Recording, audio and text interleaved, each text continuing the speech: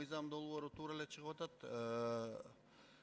Мектептерде, мисалы бизде азыр шаарларда, райцентрларда, мектептерде бир мектеп толтуруп алып, бир мектепте киши аз болуп атат да.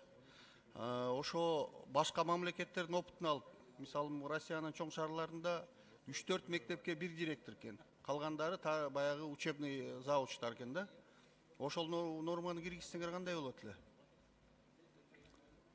Урматтуу Алмазбек Батырбекович, абдан кызыктуу сунуш экен. Биз муну аябай изилдеп көрүп, анан сизге кандай эмне кылып, кандайча муну ишке ашыра турганыбызды сизге жөнөтөлү. Абдан кызыктуу сунуш экен, рахмат. Анан өкмөттүн өкүлү Ашыбек Мамдунович, сизге болот го дейм. Бул жерде бул сунушталган мыйзам долбоорунда эмгек кодекси дегени менен ошо именно педагогикалык кызматкерлерге деп эле каралып калыптыр да. Башка муниципалдык кызматкерлер, госслужбада жүргөн медиктер боюнча деле ушундай норманы киргизсе кандай болот? Өкмөт биротоло киргизип койсо. Ашырбек Мамдунович.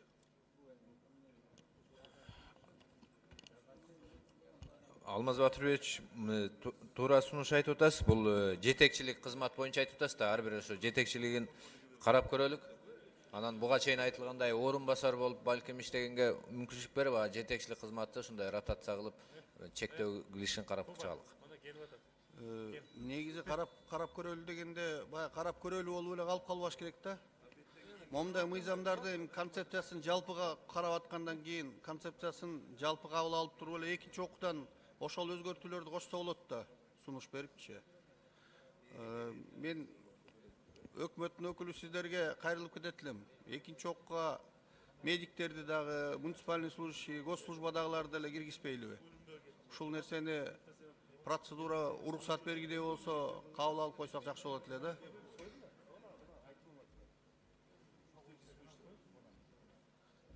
Анан дагы билим берүү министрлигине эгер мугалим өзү жетекчи дейбизби, мугалим дейбизби, жумуш убактысында эмес учурда ичип алып правасын алдырып атса, ошол туура нерсеби?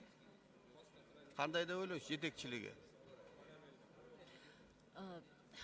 Билим берүү уюмунун жетекчиси эң биринчи учурда бул педагог да. Анан педагог болгондон кийин бул өзүнүн жүрүм туруму аябай мындай жогорку деңгээлде болуш керек да. Ошон үчүн биздин позициябыз бул туура эмес, балдарга туура эмес үлгү берип жатат да. Бул аябай жаман терс көрүнүш. Ошо жүрүм туруму боюнча да бир нормаларды киргизип койсоңор жакшы болот эле деген оюмду айткым келип атат да. Себеби айыл жеринде ким кандай жүргөнүн, тем более мектеп директорлору кандай жүрүп атканын айыл жалпы бүт баары жакшы билет.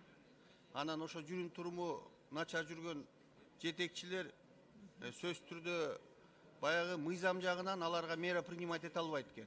Ошол эле аким менен сүйлөшсөк, кече болгон случай да болду. 10 секунд кошуп коесузбу? Тиги аким да мера принимать эте албайтам деп атат да. Ушул бир ушундай нормаларды кабыл алсаңар жакшы болот эле. Рахмат.